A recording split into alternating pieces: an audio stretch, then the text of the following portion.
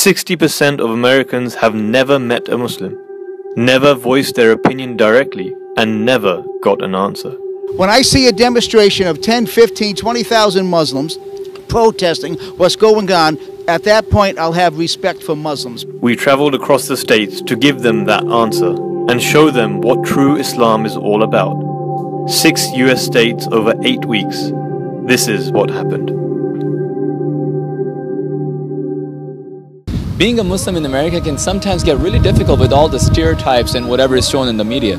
So we decided to actually reach out to the people by creating a sign saying, "I'm a Muslim, ask me anything." So this is what they have to say. So much media and there's so much news and so much stuff that the so-called Muslims are doing, right? So I want to say, hey, I got nothing to do with it. I'm just out here reaching to people. If they have any questions, they can ask me directly, right? Yeah. I'm a Muslim, I look like a Muslim. Yeah. I pray 5 times a day. So if anybody has any questions about Islam or whatever you see in the news media, whatever it is, right? Or you see some Muslims acting a certain way, you can just ask me. Ask me if that is Islam or not. You start off with shaking your head, man, because it takes courage to stand up for the people. Hey, it's all being judged. Yes. Honestly, it takes a lot of courage. Thank you. Thank you. It's just love. Christianity says, don't get along with Muslims. Muslims say, don't get along with Christians. So all these people are separating people.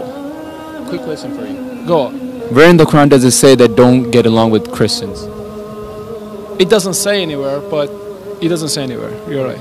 Actually, it says that you should fight to defend the temples, the synagogues, the mosques, and also all the places of worship. Do you believe in a verse that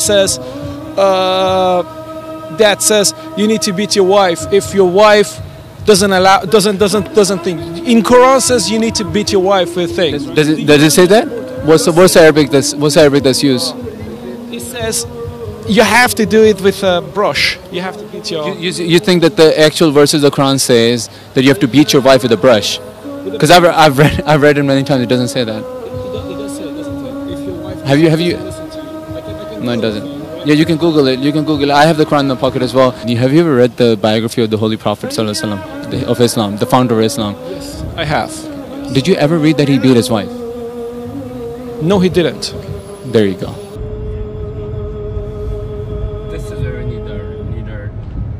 Hey, just wanna, 60% of Americans never talk to a Muslim.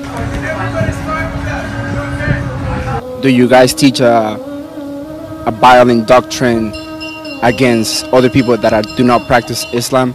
No, not at all. In fact, there is no, you know how some people say there is, when a Muslim turns away from Islam, they should be punished by death. That is completely false. Nowhere in the Quran it states that.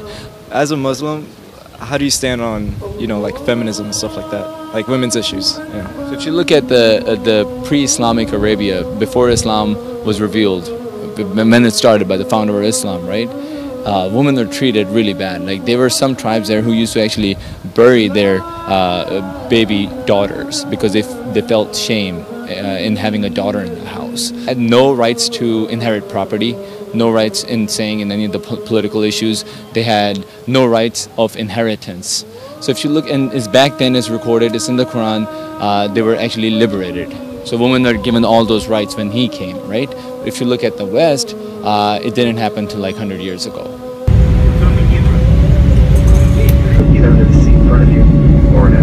Wow, look at that, it just looks amazing, man. Look at what you're doing, man. Keep it up.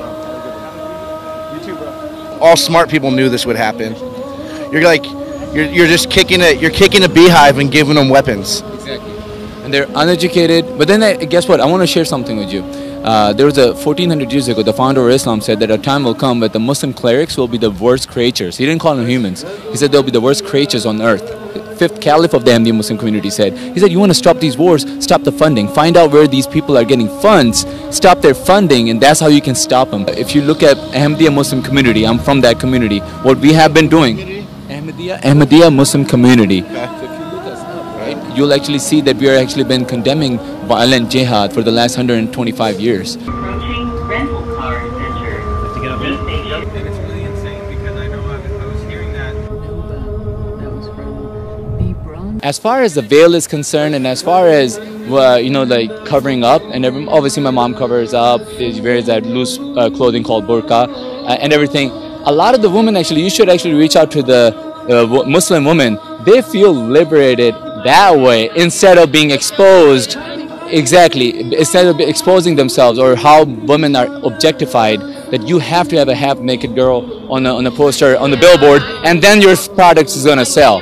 So exactly, so they embrace their modesty. I agree with you. I think it's all about choice. Whenever I see people like people who are trying to be self-righteous or feminists or whatever and saying, oh, we're liberating them by taking away the burqa or whatever, I'm like, no, that you're taking away their choice. Exactly. Like, you cannot rip somebody's burqa off and say, I'm liberated them. What kind of liberation is that?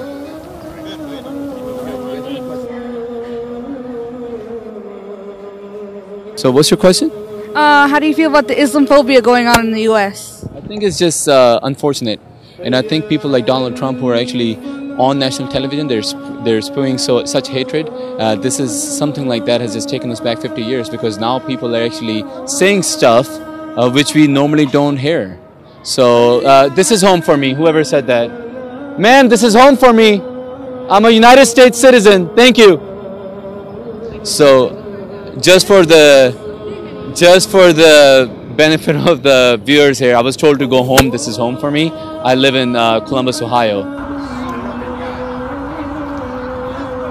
I'm a Muslim too, and I'm proud of it. Thank you. Thank you. Just got to do this, man. 60% of Americans never talk to a Muslim about Islam, so we figured we should reach out to them.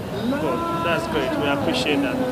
What do you believe happens after you pass from this life?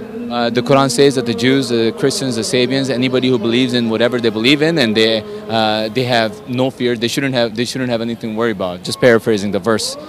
Basically what it says is that as a Muslim, I can't judge anybody what's going to happen to them. Is basically we are strongly told to believe that it's a man's relationship between God. As a Muslim, do you think that there should be restrictions on how men and women dress? How men and women dress? No, not at all.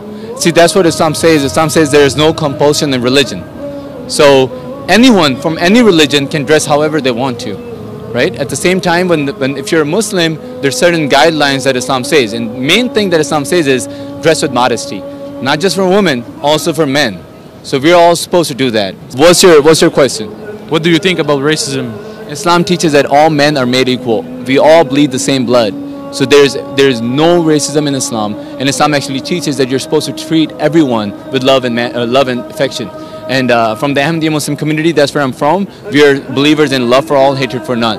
And we are taught, like the Prophet himself said, that all men are made equal, so there shouldn't be any differences. And that's why when you go pray, we're all lined up together and praying, regardless of the man is rich, poor, black, white, whatever, and that actually increases brotherhood. To be very honest, I was quite nervous while we were doing this social experiment.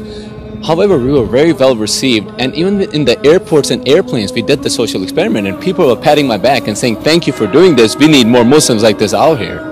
So the question is, are we doing enough as Muslims? Because the Ahmadiyya Muslim community is the only community who actually believes that the Messiah has come, and we're taught as young children to defend our faith by actions, not just our words. So what I learned from this social experiment is that Americans in general, they're very loving and kind people, and they're open-minded and they're willing to learn as long as they get that opportunity. And it is up to us to give them that opportunity, and that gives me hope. There's much hope with Americans and also this country. Yeah, there's some bad Muslims out there, just like bad Americans, you know. But I mean, you seem good, you know. You're not doing anything, are you? God bless you. You have a good heart. I wish there was more Muslims like you who would speak out against the radicals who are extremists, because it would give a lot of people a better understanding. Thank you for standing up for like who you are and being proud of your religion. I think it's good. The few don't, you know, kind of define the many, you know. And I'm just very grateful that folks like you are on the street and you're speaking the truth. I think this is the wisest thing, because at least people get to hear from the real people what the religion is all about, any questions that they have. I really appreciate you for doing this. Thank you. It's very important. Thank you.